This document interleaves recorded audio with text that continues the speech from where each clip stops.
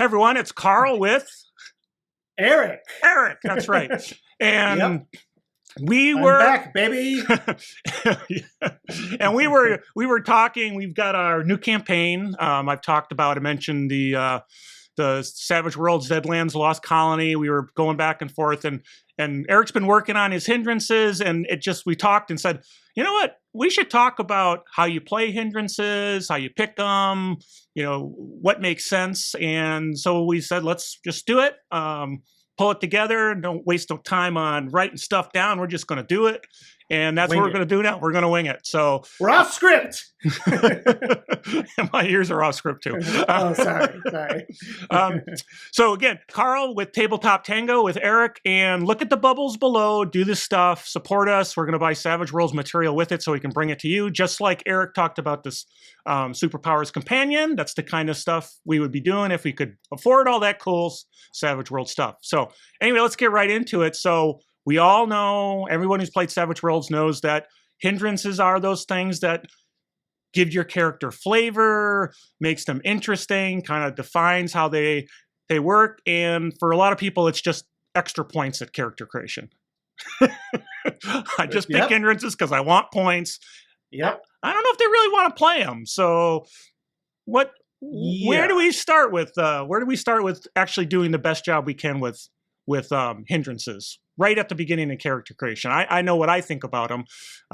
What do you think about them? Well, I think I actually don't care about the points. So don't break me down here. But I always start with my character concept. What kind of interesting thing is my character? And then the hindrances start falling from that. And if there's two hindrances and a couple majors, or maybe they're not, I don't care. If I don't get the points, I don't get the points. Because I've picked what makes sense. I don't normally go more than what would give me the points, because once you get a lot of hindrances, it's too hard to play them. Mm-hmm. But then part of picking them is also understanding how they're going to be played. Yes. The hindrances are written very broadly, and sometimes they're very specific. We'll talk mechanics versus not, but the role-playing ones, you can play them different ways. So I always try to, have that hook. I'm a mean character, but what exactly does that mean? What does that mean? Why do you have hindrances? I think that is right. That's a big part of it. It's not just I have these flaws. Oh, I saw a list, I pick them. It's why do I have them? And like you said, there's relatively broad interpretations you can have of, like, two people can have the same hindrance and it can mean something different to them. So I think it's always good to think about it that way. And even if you take a bunch of role-playing heavy ones and just like, okay, these are just my character this is what I'm going to be like. I mean, you don't always have to stick to the script exactly. And vice versa, like, your character can have some flaws that are not specifically written down, It's not always like the main sticking point. They probably aren't as impactful, but, I think people and their personalities are just so nuanced and like in different situations that it is hard to just kind of encapsulate it all in three written, Well, things. And I think hindrances, as you bring them to your character, I think the goal I'll say bigger. I mean, they're big things that affect play, and I think that's an important thing. And that people will notice. It's like other people could be like, oh yeah, this guy's stubborn as hell. Like, it's something that, like, you meet this person right away and you can tell if they're stubborn. It's not, they have this little secret. They have some secrets they're not telling. It's like they are stubborn. So and it's like, I may high five everybody, but does that make it a quirk? No, I mean, it may not get to that level. Hindrances really help define something, like you said, something that if you look at somebody, interact with them, you're going to go, oh, that kind of defines that person a little bit, right? So now, one of the interesting things, so kind of getting into looking at it, is there's two kinds of hindrances, right, that you can pick. There's ones that have a very specific mechanical effect, and then there's those that are role-playing driven, that don't necessarily... Purely role-playing, Yeah, and there's some that are kind of, they got a little edge between them. In between them. Yeah, some of the mechanical ones you can easily role-play too. Like, it's not... if you have a habit, which is something that they have specific game mechanics in there, like, you could definitely still role play. It's not just, oh, okay, this is the time of day I have to get my fix, and I just go to the bar and buy it. Like, somebody who's thinking ahead about getting alcohol or drugs or whatever it is, or the after effects of that, or just the the whole thing combined. Like, you can roleplay the hell out of that, even though it's mechanical. Oh yeah. So Well, and I think that's important. I don't know how you feel about this, but as a game master, I'm less inclined to I don't really give bennies for mechanical. You pick something where you get a -2 on persuasion. Yeah. Okay. Unless there's a role-playing element and it affects the party in some shape or yourself. Like you said, let's go right back to your, the habit, right? If it's just, well, I get the mechanical disadvantage because I didn't do the thing. But if you're jonesing for it and you're in the middle of kind of an adventure and he's supposed to be watching the back door, but he's kind of sneaking a drink around the corner because he needs it, and somebody slips. Well, I mean, that's like classic TV trope stuff, right? For sure. And something happened. Well, that's Benny worthy, right? That's a Benny, yeah, for sure. So at GMing, I would never give probably a Benny just for somebody doing the exact mechanical thing that it asked for. But like we've talked about in other videos, it is good to have that mix because you can't always be on the ball. Because for me, those points are very important. I would never play a game where I did not have my full 4 hindrance points. That's just like unheard of in my mind. So it might be, and I'm sure a lot of people, they want their full points. Like you just do. I mean, often, most people probably feel that way. So it is good to not always have. Don't get me wrong. I want my points. Yeah, but it's not the first and foremost in my mind. It's not the first. I mean, it's good to kind of, if you have a mechanical one, that is a way to kind of like, I don't just have all these personal, these huge personal personality defects that are just kind of running my life. Like I have one that's, maybe comes up occasionally, but it's just mechanical, so I can let it go. So you definitely don't want to have all mechanical ones because that would just be really harsh on your character mechanics wise. But also, it's good to have one that's a pure role-playing one, even if it's a minor one, because that's just going to be easier to play and to get your bennies in the game. So, yeah. And so, how do you feel about the caricature nature of hindrances? Kind of, I mentioned, there's not a shtick, but there's a thing that kind of defines how you play your hindrances. And I'm trying to get to a point, and I'll in our campaign coming up, I'm going to actually ask you guys to kind of give me not bullet points, but a couple of statements on, I've got this hindrance, and what that means is I'm going to do these kinds of things so that I'm going to put it on the screen now because I'm so bad at giving out bennies sometimes for that work. So now I can look at it and it's more a phrase as opposed to the name of a hindrance. Okay, I really need to know how you're playing that so I can capture that and leverage it. So what do you so does that make the characters too one-dimensional, or what do you think? What do you think about that? No, I mean, I look at hindrances more as a guideline. I mean, I like it that Savage Worlds pretty much forces you to take flaws, and it's such a central part of the game. In other games, it's very optional with flaws. And for me, I'm always like, flaws really help round out a character, just period. So in a lot of ways, it's good that it's such a central part of the game because it forces you to think about those things. Because, we want to be heroes, but the best heroes are flawed, like just hands down. Nobody likes Mary Sue or whatever it's called.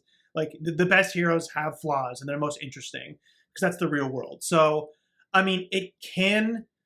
You could rely too much on a hindrance to give yourself your total character personality.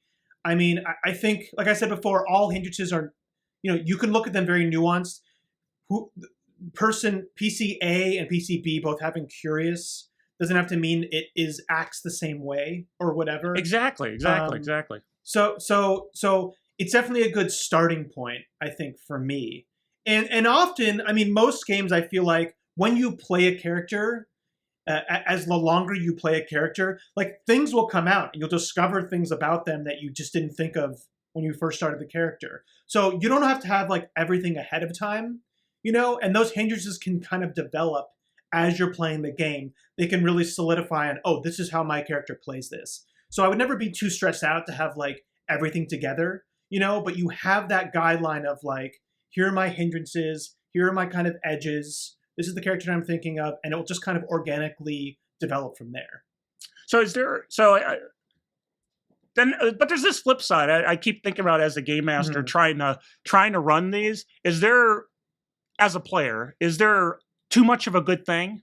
So let's talk about the drunk, right? Who's always wandering off. Yeah. Is there too much of that's always happening and it's always affecting and it's all, and I mean, Carl, you're the GM. Is there too much people playing Hindrances? Is that a thing? It doesn't affect me.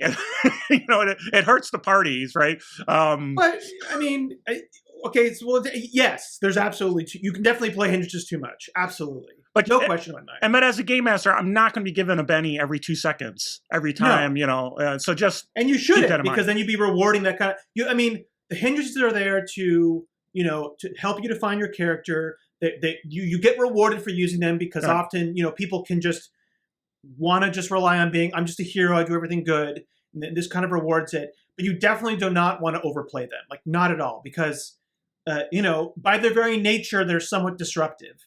And it's fun when they kind of can, turn stuff, a little bit or just have a bump in the road. It's fun when you roll, critical failures at times because it just is like it's a memorable moment or it shifts the campaign or the session in a different way. But they can definitely be too disruptive. And if somebody's doing something, and this is not unique to Savage Worlds, I mean, sure. And it's different, but I think about the classic just, rogue type character in D&D or whatever D20 system of, I love stealing shit and I'm greedy, so I want everything all the time. And just constantly doing that. Where it becomes like, we don't want you in the party because you are a detriment to us overall.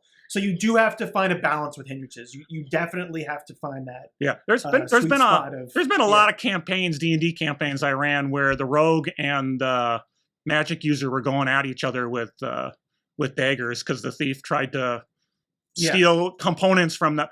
I don't know how many times that's happened. They never seem to try to steal from the fighter. I don't know why that is. Is it? I don't know. They're not as quick on the draw, I guess. But so I mean, from a GM side, I do think there's too much because, I mean, you're seeing it disrupt the game. You're seeing it disrupt other players. So you definitely, as a player, once per scene at the most, probably, I would say, if you just want like a hard and fast general rule, I'd be like once per scene, if that. And you have different Hindrances, but yeah, definitely too much. Okay, cool. So you're with me. You hear me. So what other things as a player? I don't play nearly as much, but as a player, what other things would you say? Here's some advice for somebody who's picking Hindrances or playing Hindrances or just trying to be successful leveraging those in the game and not just making them, I picked them for points and now I forget all about them because I'm just going to play my character the way I anyway. So what are your thoughts? I mean, we kind of talked about it a little bit. I mean, just having that mix of role-playing and mechanical Hindrances. If there's one that doesn't fit, don't be afraid to basically just make a new one. Or kind of transform one already so it really fits. I think, I mean, we might talk about this later, but you definitely don't want too many Hindrances because then you will be kind of overwhelmed or you'll be stretched out or whatever. So don't go too crazy with them. As far as encouraging them to play it, I don't know. I mean, if somebody's not comfortable going there, they're just not going to be comfortable going there. I think maybe as a GM, if you see somebody never, and this is something to you, Carl, like if this comes up, like if you see a player just kind of never playing a Hindrance, never getting bennies, maybe putting them in that situation, making sure to like kind of put them in that situation so they think, oh, here's a good chance that I can do it, right? Yeah, one of the advice for game masters sometimes that's put out there, and again, I could be better at it, but if they do have a hindrance, like I don't know, pick one, where they blabber all the time or something, whatever, and they're talking big mouth. Big mouth. They're talking to the barkeep or whatever. You can say as a game master, hey, I'll give you a Benny if you got the big mouth thing. Maybe you'll say something. Yeah. What do you think? You'll say something wrong, or what do you think? bennies on the line, and at least that pulls it out of them and makes them think. Yeah. The flip side, of course, is you never, as a game master, in my opinion, you never penalize for somebody not playing their hindrances, because No. it's again, that's their agency. Okay, they're not getting the bennies, they're not getting the cool role play that comes from them, interacting with those flaws. But I'm not going to punish you because you didn't do the thing you said you were going to do. But I also think you should give people a chance to after a couple sessions in the game, like you said, you start learning your character, and I was like, you said you're, I don't know, you said you got a minor phobia, and you just, you ran right into the thing that you're supposed to be the phobia of. Do you really want to be scared of that thing? No. Okay. Well, what about this other thing? Because we can swap a minor with a minor and trying to make the character something you want to play and get those bennies for. So don't be afraid of that either. But Yeah, I think that's I was going to bring that up. That is a great hot tip, especially for GMs, is to consider, especially if you see somebody not using them, let them switch their hindrances around. Because a lot of people just don't know what their character is going to feel like when they start playing. And if somebody really doesn't know, I mean, honestly, you can always just say, okay, here's a hindrance. You don't know what it is yet. Let's play a couple sessions and you can fill it in. I mean, could be a thing too if somebody is really, not feeling it. So from a player side, just communicate with your GM if you're having a hard time either picking hindrances or playing them. Don't be afraid to talk to your GM at all, because it is a part of the game. It is a great way to get bennies. It makes the game richer. So I think communication, like we say it so much, Carl, communication is key. That's a classic line. Don't be afraid to have those adult conversations with your players, right? So, and vice versa. Vice versa. Right. Gaming is a lot like a marriage, I guess. But anyway, so I don't know. Any other pieces there? I mean, I think we've explored it a lot with respect to thinking about it in a certain way and getting them, and then maybe some tips on how to play them and what the value is. But I think that was pretty good coverage so far. Is anything else you want to add? I don't think so. Awesome. I mean, we pretty much covered all of the main things I wanted to get to. But I mean, and also just don't be afraid to tell your GM that you did something for a hindrance. I think we kind of were talking, we didn't really say that exact thing. So if you're a player and you play, don't expect your GM to remember your hindrances. Even if they're doing what Carl does and they write it down, on that side of the table, there's just too much going through their head. They're not going to remember them. Just flat. They're not going to, period. Especially not at the beginning of the campaign or the first part of the campaign. It's just not going to happen. So don't be afraid to bring it up. But definitely don't keep bringing it up, especially in the same session. If you bring it up once or twice, they know. It's just they don't want to give you a benny or whatever, or you're doing it too much. Right, and as a game master, let the other players call out when they see somebody doing their hindrance and doing it well, because they interact in a scene. It's like, wow, hey, did you notice he left the door open and the guards came in? Oh yeah. I forgot, so totally open for that as well. Maybe some game masters aren't, but I'm all for people calling me out and saying, hey, did you notice that? For sure. Yeah, and I think for GMs too, it's always good, like I said, I mean, some of these hindrances are so broad, curious, and they can mean something different or whatever. They can mean something different to two different players.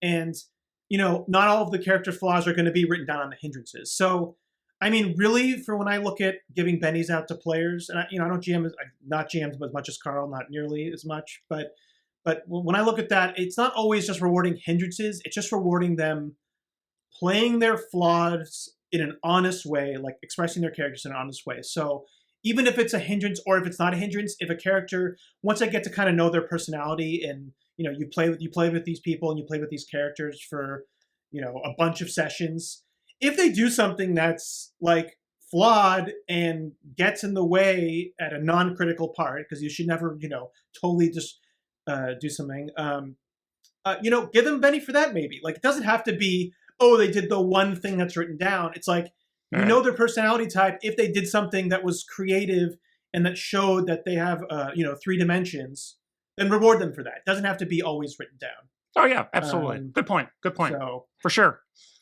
All right, well, cool. Awesome. I think Any other tips or?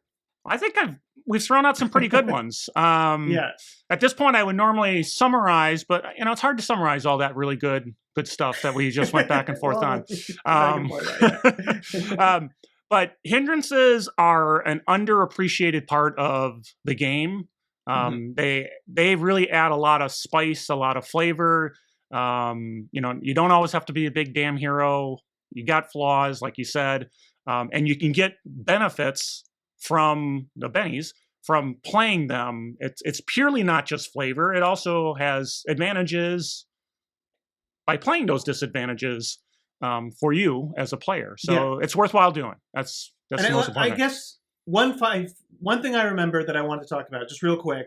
Sure. As a player, you should never, using your flaws, using your hindrances. If some other character is really having their spotlight moment, just let them have that spotlight moment, unless if they're hogging it. But especially if it's a character that doesn't have them all the time, if they're having their spotlight moment, even if you have an opportunity to have your hindrance come up and be applicable or whatever, maybe just pause for a bit or just think about it before you go, because you don't want to be playing your hindrances so much where you're disrupting the other people's spotlight moments. So that's just the one final thought I kind of had. And that is great advice for all parts of the role-playing experience, for sure. And hindrances are a big part of that, obviously. So, all right, well, cool. Hey, Eric, great stuff. And I appreciate everybody watching. We're Tabletop Tango. See the bubbles, do the stuff, support us so we can buy Savage Worlds cool stuff. And once again, I'm Carl with Eric. And we will catch you next time on the show. Take her easy. Bye-bye. It's a savage world. Strangers, a weird war. It's a savage world. Classics.